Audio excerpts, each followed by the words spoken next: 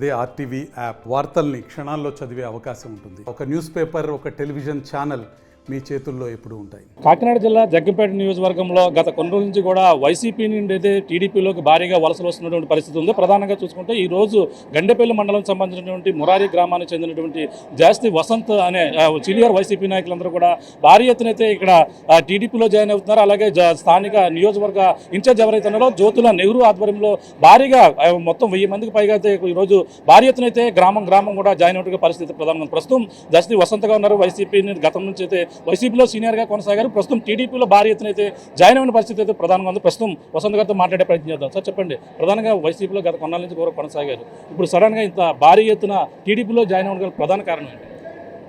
వైఎస్ఆర్ కాంగ్రెస్ పార్టీలో పనిచేసినటువంటి ఎమ్మెల్యే జ్యోతుల చంటిబాబు గారు నన్ను రాజకీయాల్లోకి తీసుకురావడం, నాకంటూ ఒక స్థానాన్ని ఏర్పడడం జరిగింది. అటువంటి వ్యక్తికి ఈ పార్టీలో సీట్ లేదని తెలిసినప్పటి నుంచి మేమందరం కూడా ఎంతో మనస్తాపానికి గురవడం జరిగింది.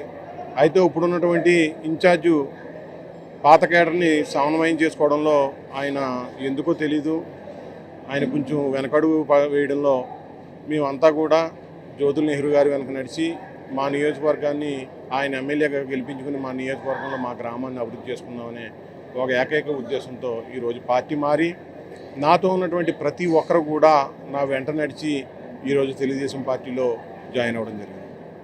ప్రధానంగా మీరు వైసీపీలో ఉన్నటువంటి అభివృద్ధి నియోజకవర్గంలో ఏ విధంగా జరిగిందని భావిస్తున్నారు? అంటే ఇప్పుడు గతంలో ఇప్పుడు ఉన్న నెహ్రూ గారు ఏ విధంగా చేశారన్న ఈ యొక్క అభివృద్ధిని చూసి మీరు రావడం జరిగింది? నియోజకవర్గంలో అభివృద్ధి అంటే మీ అందరికీ తెలిసిన విషయమే. అక్కడ ఎమ్మెల్యేలకు ఏమాత్రం ప్రాధాన్యత ఉంది, కనీసం మినిస్టర్లకు కూడా ప్రాధాన్యత లేనటువంటి పరిస్థితి ఈ యొక్క పార్టీది. అదేదో మేము ఈరోజు సాకుగా చూపించడం కాదు, ప్రతి ఒక్కడికి కూడా రాజకీయం గురించి ఎంతో కొంత అవగాహన ఉండే ప్రతి ఒక్క మనిషికి కూడా తెలిసినటువంటి విషయం అది. ఈరోజు మేమేదో పార్టీ మారే ఉద్దేశంలో పార్టీని విమర్శించి వారి మీద బురద జల్లి పోదామనే ఉద్దేశం అయితే మాది కాదు. అటువంటి పరిస్థితుల్లో ఎమ్మెల్యేలు ఎన్నోసార్లు మా ద్వారా మమ్మల్ని ఏదన్నా అభివృద్ధి కార్యక్రమంలో వెనకబడి ఉంటే వాటిని లెటర్ ప్రిపేర్ చేసి ఇవ్వమన్నాం. ఎమ్మెల్యే గారి లెటర్ మీద టైప్ చేసి గవర్నమెంట్కి పంపించడం కూడా జరిగింది. అయితే ఎప్పుడు కూడా దానికి రిప్లై వచ్చినటువంటి పరిస్థితులు అయితే గత ప్రభుత్వంలో ఎప్పుడు కనిపించలేదు. డెవలప్మెంట్ విషయంలో ఎంతో కొంత వెనకబడి ఉందని మనం చెప్పుకోవాలి, వాస్తవాలు మాట్లాడుకోవాలి. కాబట్టి ఎంతో కొంత డెవలప్మెంట్ విషయంలో వెనకబడి ఉండడం అన్నది నిజం, వాస్తవం. అంటే ఇన్ఛార్జ్ మార్పు విషయంలో ప్రధానంగా మొదటి నుంచి వైసీపీ అధిష్టానం మీలాంటి నాయకుల్ని, వైసీపీ నాయకులు క్యాడర్ని ఎవరితో సంప్రదించకపోవడంతో ఈ విధమైన అసంతృప్తితో ఉన్నారు మీరంతా కలిపి? అసంతృప్తి అని కాదండి, మేమంటూ జ్యోతుల నెహ్రూ, జ్యోతుల చంటిబాబు గారు నేనంటూ రాజకీయంలో రావడం ఇదే ఫస్ట్ టైము. రాజకీయంలో వచ్చాక జ్యోతుల చంటిబాబు గారు వెంట నడవడం, వారు నాకంటూ ఒక మంచి ప్రాధాన్యతనివ్వడం, వారే లేనటువంటి పార్టీలో, వారికే టికెట్ ఇవ్వలేనటువంటి పార్టీలో ఇంకా కొనసాగే ఉద్దేశం మాకు లేక ఈరోజు జ్యోతుల నెహ్రూ గారు వెంట నడవడం. అంటే వైసీపీ క్యాడర్ మీలాంటి వాళ్ళందరూ ఇప్పుడు ఉన్నటువంటి ఇన్ఛార్జ్ ఎవరైతే ఉన్నారో తోట నరసింహం ఎవరిని కూడా కలుపుకోకుండా ఎటువంటి సమాచారం ఇవ్వలేక ఈ నిర్ణయం తీసుకున్నారా మీరు? సమాచారం ఎటువంటి సమాచారం ఇవ్వలేదు. మేము అందరం కలిసి మీటింగ్ వేసుకుని నిర్ణయం తీసుకున్న తర్వాత వారు మమ్మల్ని నిర్ణయం తీసుకుని నెహ్రూ గారికి మాట ఇచ్చిన తర్వాత వారు మమ్మల్ని సంప్రదించడం జరిగింది. వారి కుమారుడు రామ్జీ గారు అయితే కానీ, నరసింహ గారు అయితే కానీ మమ్మల్ని సంప్రదించడం జరిగింది. అయితే ఒక్కసారి మాట ఇచ్చాక దాన్ని వెనక్కి తీసుకుంటే ఇప్పుడున్నటువంటి రాజకీయ పరిస్థితుల్లో మాలాంటి యువకులు పాత పందాలో పోవడం కరెక్ట్ కాదు, ఇచ్చిన మాట మీద నిలబడాలనే ఉద్దేశంతో మేము ఈరోజు పార్టీ మారడం జరిగింది.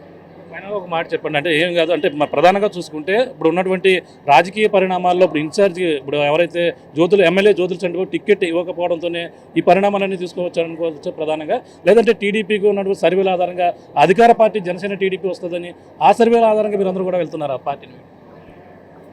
డెఫినెట్గా ఇన్ఛార్జ్ మార్పు విషయంలోనే రాష్ట్రంలో ఏ నియోజకవర్గంలోనూ కూడా జరిగినటువంటి వలసలు మన నియోజకవర్గంలో జరుగుతున్నాయనే విషయం మాకంటే మీకే బాగా తెలుసు. ఇక్కడ జ్యోతుల చంటిబాబు గారు అనే వ్యక్తికి సీట్ ఇవ్వకపోవడం వల్లే ఎక్కువ వలసలు జరుగుతున్నాయని నేను భావిస్తున్నాను, జనాలు అందరూ కూడా భావిస్తున్నారు. వేరే వాళ్ళ ఉద్దేశం మనం నిర్ణయించి చెప్పడం అనేది కరెక్ట్ కాదు.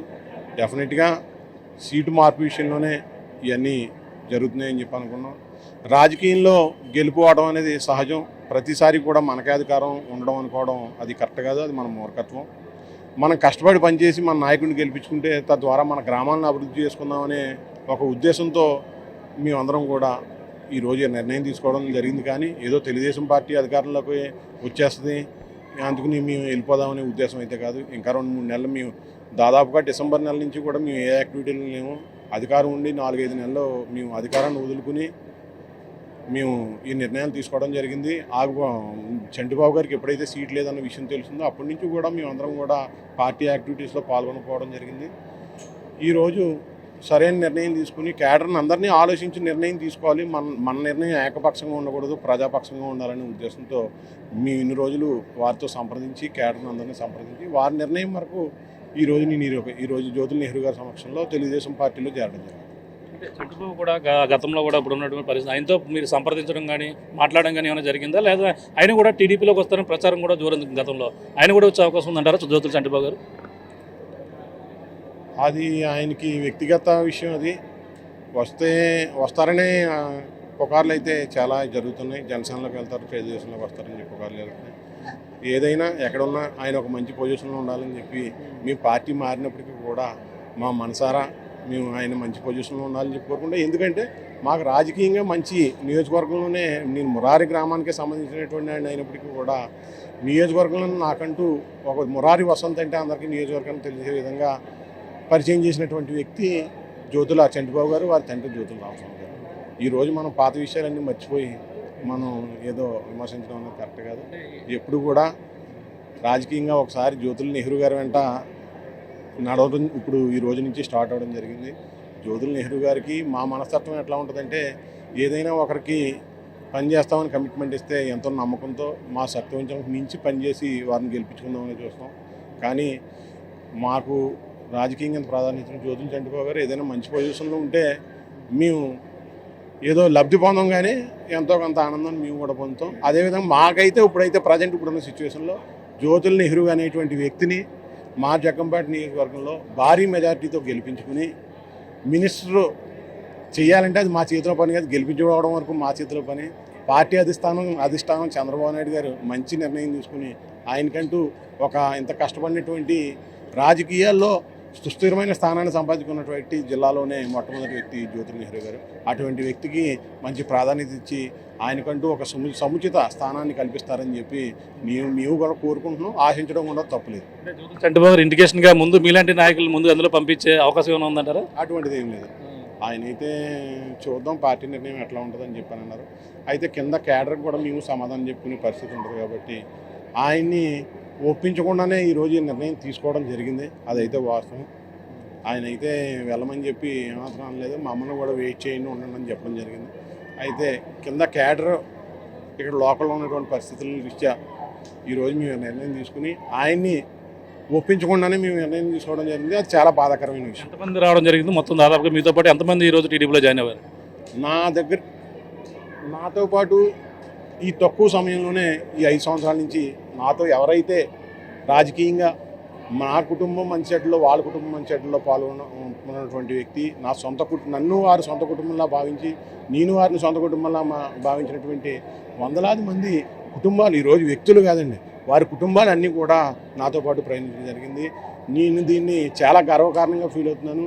అలాగని వీళ్ళంతా నాతో ఉన్నారని చెప్పి గర్వంతో కాకుండా వీరందరూ ఎంతో బాధ్యతతో పనిచేసి వారిని ఎప్పుడు కూడా వసంత వెనక నడిచి మీరు ఏం చేశారు అనే తప్పుడు పేరు వాళ్ళకి రాకుండా నా సత్యవంచన లేకుండా కృషి చేసి గ్రామ అభివృద్ధికి తోడ్పడతానని చెప్పి తెలియజేసుకోవడం. Thank sir. చూస్తున్నాం ఇదే పరిస్థితి. ప్రధానంగా ఈ రోజైతే భారీగా వైసీపీకి షాక్ అని చెప్పాలి. జగ్గంపేట నియోజకవర్గం గత కొన్ని రోజుల నుంచి కూడా వలసలు వస్తున్నటువంటి పరిస్థితి. అలాగే టీడీపీలో భారీగా చేరికలు చేస్తున్నారు. అలాగే గండేపల్లికి సంబంధించినటువంటి ఈ మురారి గ్రామానికి చెందినటువంటి కొంతమంది నాయకులు ఈ రోజైతే వైసీపీని వీడారు. వైసీపీ నుంచి వీడి భారీ ఎత్తున ఇక్కడ వందలాదిగా ఇక్కడ అంతా కూడా వచ్చినటువంటి పరిస్థితి ప్రధానంగా చెప్పాలి. ఈ నేపథ్యంలో ముఖ్యంగా చూసుకుంటే అక్కడ ఇప్పుడు ఉన్నటువంటి జగ్గంపేట నియోజకవర్గం వైసీపీ ఎమ్మెల్యేకి అయితే సీటు ఇవ్వకపోవడం ఒక వ్యక్తి అయితే, అలాగే నియోజకవర్గంలో ఇక్కడ ఉన్నటువంటి అభివృద్ధి చేసుకోవడానికి అధికార పార్టీ వైసీపీ ఎటు విధంగానూ సహకరించలేదు కాబట్టి ఏ విధంగానే గ్రామంలో అభివృద్ధి కనపడలేదు. ఆ ఉద్దేశంతోనే మేమంతా కూడా భారీ ఎత్తున ఈరోజు ఆ జ్యోతుల నెహ్రూ ఆధ్వర్యంలో టీడీపీలో జాయిన్ ఉన్న పరిస్థితి ప్రధానంగా ఉంది. వందలాదిగా ఈ మురారి గ్రామానికి సంబంధించినటువంటి పలువురు నాయకులతో పాటు అలాగే వైస్ ప్రెసిడెంట్గా ఉన్నటువంటి ఎవరైతే జస్తి వసంత్ ఎవరైతే ఉన్నారో భారీ ఎత్తున ఈ రోజు టీడీపీలో జాయిన్ అయిన పరిస్థితి ప్రధానంగా ఉందని చెప్పాలి. ఏదేమైనా నియోజకవర్గంలో జ్యోతుల నెహ్రూ గారిని భారీ అత్యధిక మెజార్టీతో ఇక్కడ గెలిపించేందుకు మేమంతా కృషి చేస్తాం. రాబోయే రోజుల్లో అతన్ని మంత్రిగా వస్తామంటూ వీళ్ళంతా కూడా ఆశాభావం వ్యక్తం చేస్తున్న పరిస్థితి ప్రధానంగా ఉందని చెప్పాలి. ఇది కూడా తాజా పరిస్థితి. మనం బాలుతో ప్రకాష్ RTV జగ్గపేట నుంచి.